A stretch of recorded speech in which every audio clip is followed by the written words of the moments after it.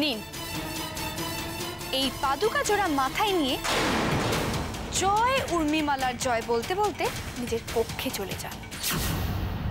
আমরাও তোমাকে কথা দিচ্ছি বলুয়া, এই সন্তান যতদিন না জন্মগ্রহণ করে ততদিন আমরা তোমার খেয়াল রাখবো।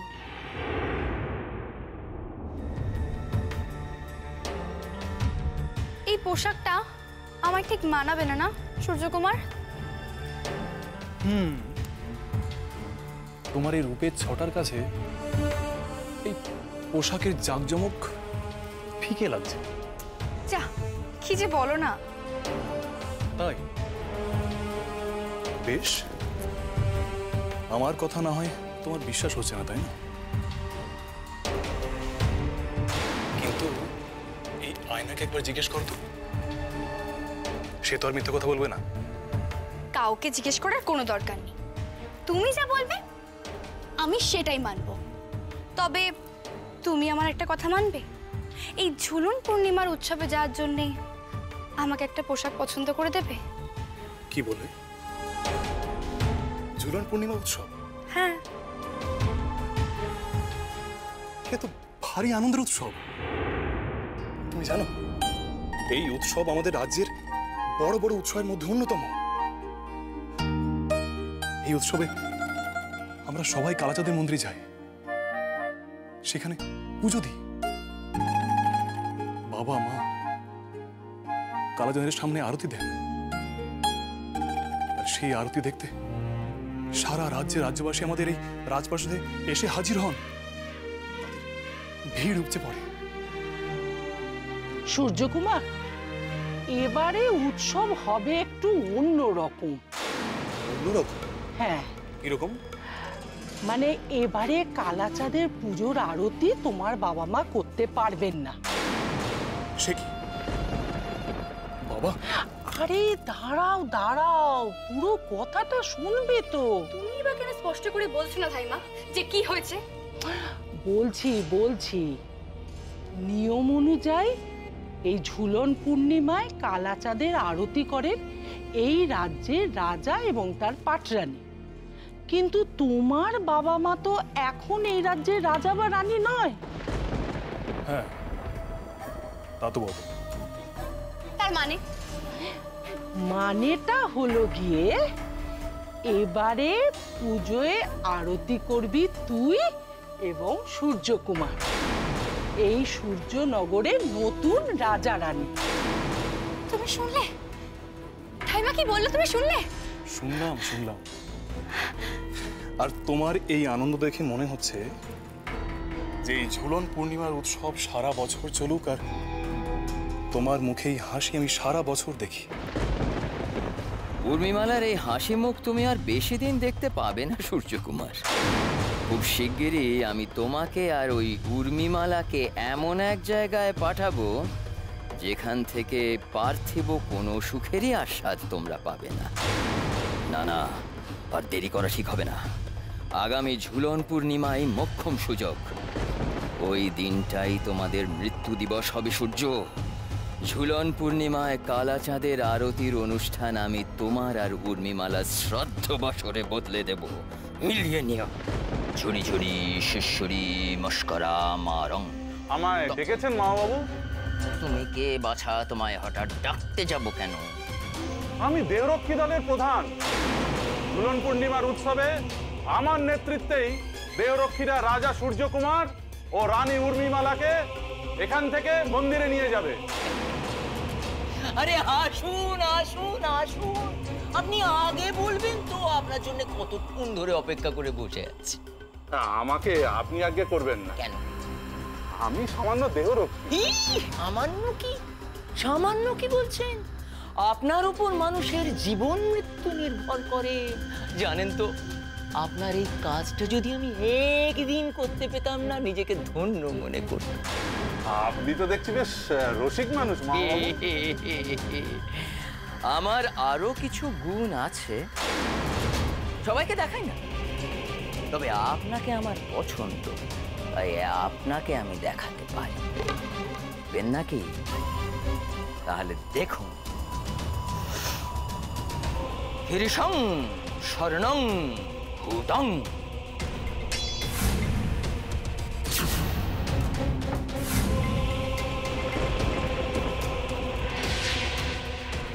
কি করে সম্ভব? আপনি ছুতে এগুলো শোনা হয়ে গেল কি করে?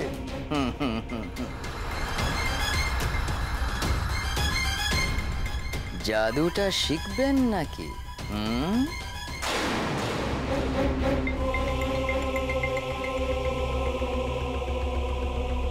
চাই চাই। কিন্তু তার বদলে যে আমিও কিছু চাই। আমি যা চাই তাই যদি দিতে পারেন তাহলে এই জাদুবিদ্যা আমি আপনাকে শিখিয়ে দেব। আপনিও স্পর্শ দ্বারা যে কোনো জিনিসকে স্বর্ণে পরিণত করতে পারবেন। বলুন, আমার কাজ করতে পারবেন? নিশ্চয়ই পারবো। বলুন আমাকে কি করতে হবে? তাহলে মন দিয়ে শুনুন।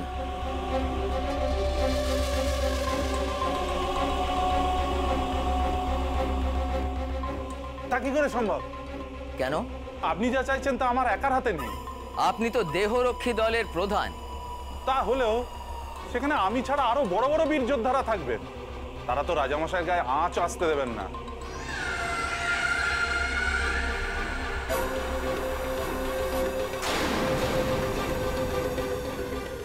লোভ, লোভের কাছে না সমস্ত বীরত্বই ফিকে হয়ে যায়। এ হলো এক থলি স্বর্ণ মুদ্রা। লোভ দেখিয়ে বাকি যোদ্ধাদের বশ করুন। কি পারবেন না?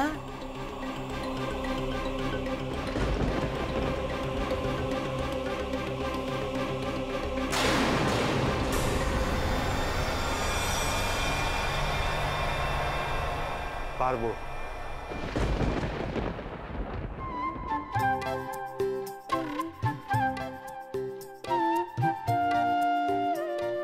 মলুয়া, আস্তে।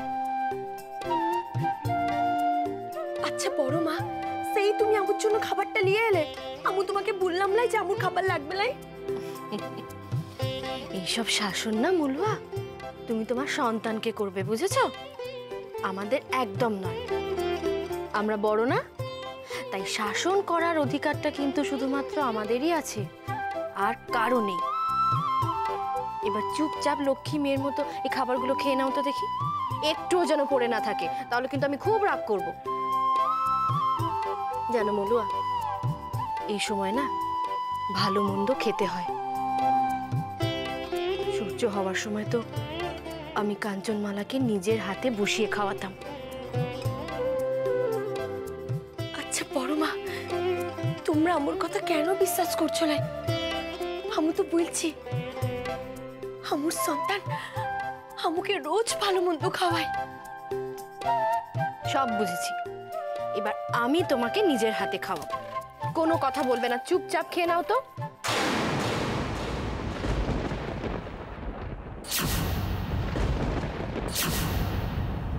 এ তুমি কি করছো দিদি? দেখতে পাচ্ছিস না আমি কি করছি? আমি এখন মলুয়াকে খাওয়াচ্ছি। আচ্ছা, তোমার কি এত কিছু তো শিক্ষা হলো না? নিজেকে আর কত অপমানিত করবে তুমি? তুই কি উর্মিমালাকে ভয় পাচ্ছিস? আমি অপমানের ভয় পাচ্ছি। যে কোনোদিন মানই দিতে পারলো না, তার অপমান গায়ে মাখতে নেই মেজো। দিদি, তুমি কিন্তু উর্মিমালার বারণ না শুনে নিজের বিপদ নিজে ডেকে আনছো। এরপর বড় একটা অঘটন ঘটে যাবে। বড় মা, আমার কোনো সাহায্যের দরকার নেই। উর্মিমালা যদি তোমাকে অপমান করে, সেটু আমার কাছে সব থেকে বেশি খারাপ লাগবে। দেখলি তো মেজো, একে মেয়েটা ভয় অস্থির হয়ে আছে, তার উপর তুই ওকে আরো ভয় দেখিয়ে দিচ্ছিস। তুমি আমাকে ভুল বুঝছো দিদি। আমি ভয় দেখাচ্ছি না, আমি আমার আশঙ্কার কথা বলছি। আর কেনই বা শুধু শুধু উর্মিমালাকে কথা শোনানোর সুযোগ দিচ্ছ? সংসারে কখনো কখনো কটু কথা হজম করে নিতে হয় মেজো। আর বিশেষত যখন তুই সংসারে বৃহত্তর কোনো মঙ্গলের জন্য কিছু করতে যাবি, তখন চারপাশ থেকে বাধা তো আসবেই। আর যারা যারা এই বাধাগুলো অতিক্রম করে এগিয়ে যেতে পারবে তারাই টিকে থাকবে। তোমার এই সমস্ত জ্ঞানের কথা শোনার সময় বা ইচ্ছা কোনোটাই আমার নেই দিদি। আমি কিন্তু বারবার বলছি তুমি ভুল করছো। এখন আমি আমার শুধু মনের কথাই শুনবো, আর কারো কথা নয়।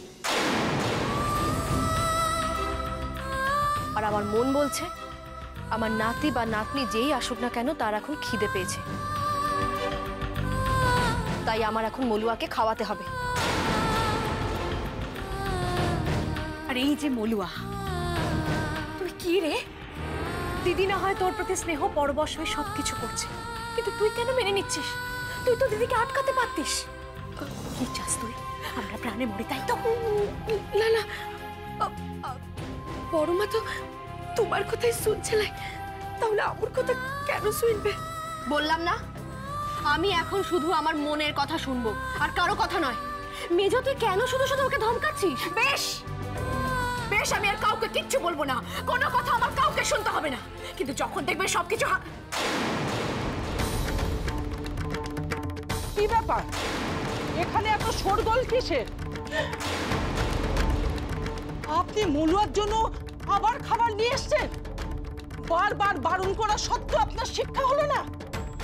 এবার আপনার বিচার আমি করব না, করবে উর্মিমা। আর উর্মিমালার বিচার করবেন স্বয়ং কালাচাঁদ। দেখুন দেখুন, অন্যায় করে কেমন চ্যাটাং চ্যাটাং কথা বলছে। ন্যায় অন্যায় বিচার করার আপনারা কে? আমরা কে? দেখে দেখে দিন, দেখাচ্ছি আমরা কে। হ্যাঁ, এবার এবার চলুন চলুন, দেখাচ্ছি। চলুন আমার সঙ্গে, দেখাচ্ছি আমরা কে। চলুন চলুন চলুন, আসুন আসুন আমার সঙ্গে। কি করছেন? আসুন। নিজেকে খুব চালাক মনে করেন না? চালাকির দাম কিভাবে দিতে হয় এবারে দেখুন। কি হয়েছে ধাইমা? ওনাকেই জিজ্ঞেস কর। তুই বারবার বারণ করা সত্ত্বেও মলুয়ার ঘরে গিয়ে খাবার দিয়ে এসেছিল। কি? না না না না, দিদিকে কেন এসব কথা বলছেন? না না উর্মিমালা, দিদি কিছু করেনি। মলুয়ার ঘরে খাবার আমি দিতে গেছিলাম। আমি তুমি তুমি তো বারবার বারণ করেছিলে দিদি আমাকে দিতে। মেজো মেজো, কেন আমার দোষটা নিজের ঘাড়ে নিচ্ছিস তুই? হ্যাঁ, তুই আমাকে বারণ করেছিলি, কিন্তু আমি সেটা শুনিনি। আর আমি একদম ঠিক করেছিলাম।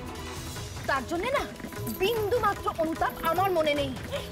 তাহলে আপনাকে শাস্তি দেওয়ার জন্যে আমারও বিন্দুমাত্র অনুতাপ হবে না।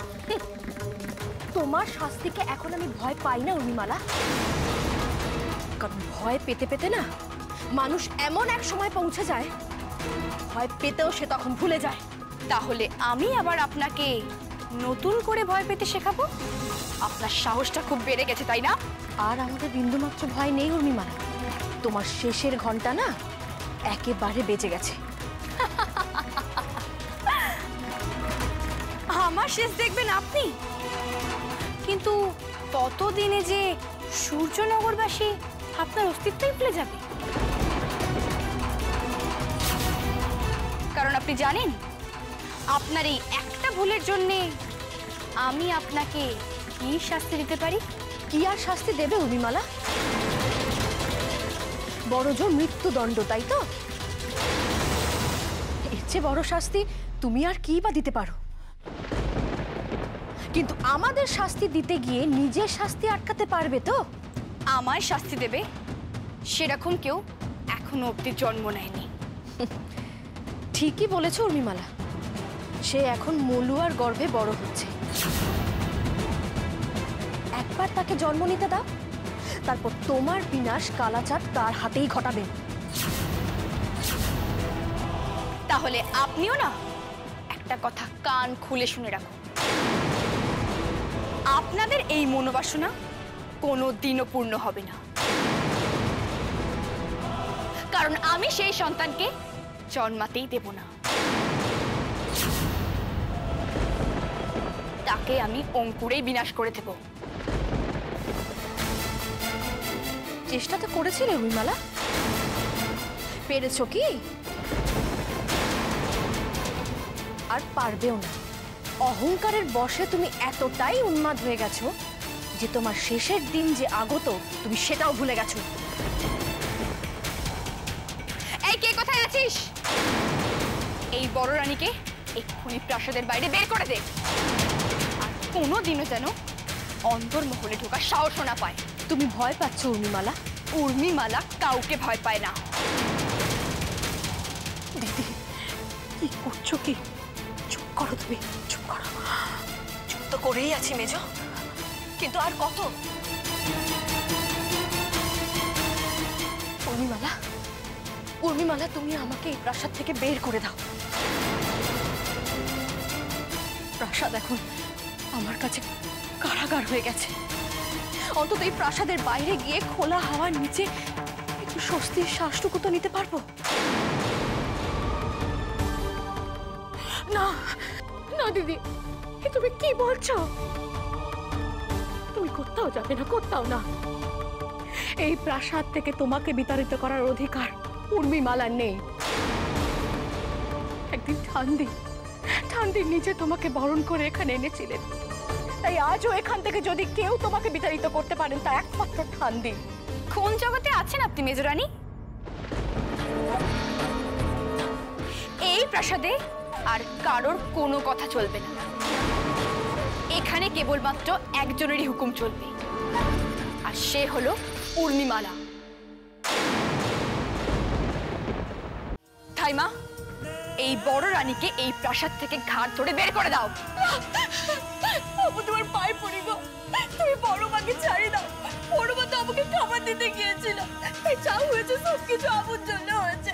তুমি বড় মাকে শাস্তি দিও না, যা শাস্তি দিতে হয় তুমি বাবুকে দাও। তুই তো তোর শাস্তি পাবি, কিন্তু দাঁড়া, তার আগে এই বড় রানী তার কৃতকর্মের ফল ভোগ করুক।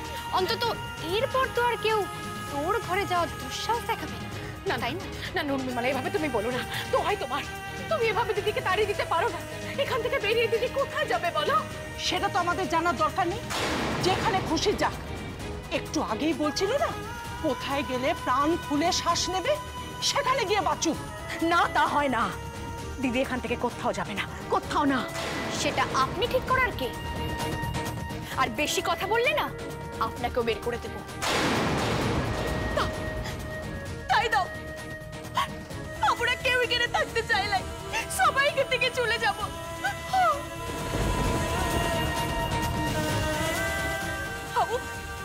আবু তোমাকে কথা দিচ্ছি, বড় মা যদি এখান থেকে চলে যায় তাহলে আবু চলে যাব। আমিও যাব। বাহ, আমার কাজ তো আরো বেশি সহজ হয়ে গেল। আমাকে আলাদা করে আর কাউকে বের করতে হবে না। তাই কর মলুয়া, তোরা সবাই মিলে আমার চোখের সামনে থেকে এই প্রাসাদ থেকে দূর হয়ে যা। চলো বড় মা, জিনিসপত্র গুছাই নাও। চলো। দাঁড়াও, কেউ কোথাও যাবে না। তোমার আবার কি হলো ঠাইমা? শোন, তোর কি মাথা খারাপ হয়ে গেল নাকি? তুই মলুয়াকে প্রাসাদ থেকে যেতে বলছিস? ভালোই তো, যেতে চায় যাক না, ওকে দিয়ে আমার কি কাজ?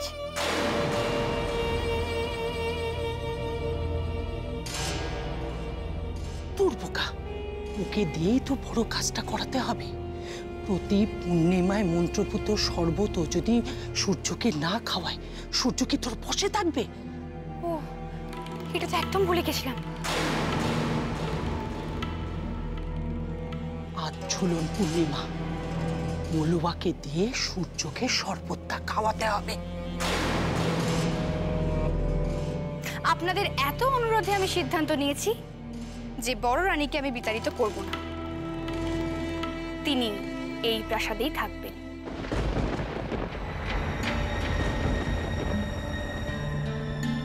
ধন্যবাদ, তোমাকে অনেক ধন্যবাদ উর্মিমালা। আমার কথা এখনো শেষ হয়নি। বড় রানী এই প্রাসাদেই থাকবেন, তবে গৃহবন্দী হয়ে।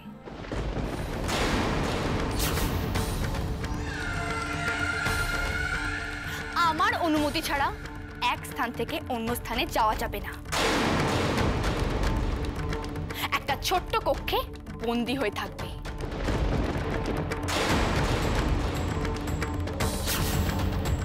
আমি জানি উর্মিমালা, বড় রানীকে কেন তুমি আটকালে। তুমি খুব ভালো করে জানো মলুয়ার হাত দিয়েই ওই বশীকরণের পানীয় সূর্যকে পান করাতে হবে। আমার জাদুর বলে আজ তোমার এত প্রতিপত্তি হয়েছে, সেই আমাকেই তুমি অপমান করেছো উর্মিমালা। এবার দেখো কিভাবে আজ তোমাকে শেষ করে আমি এই অপমানের প্রতিশোধ নিই।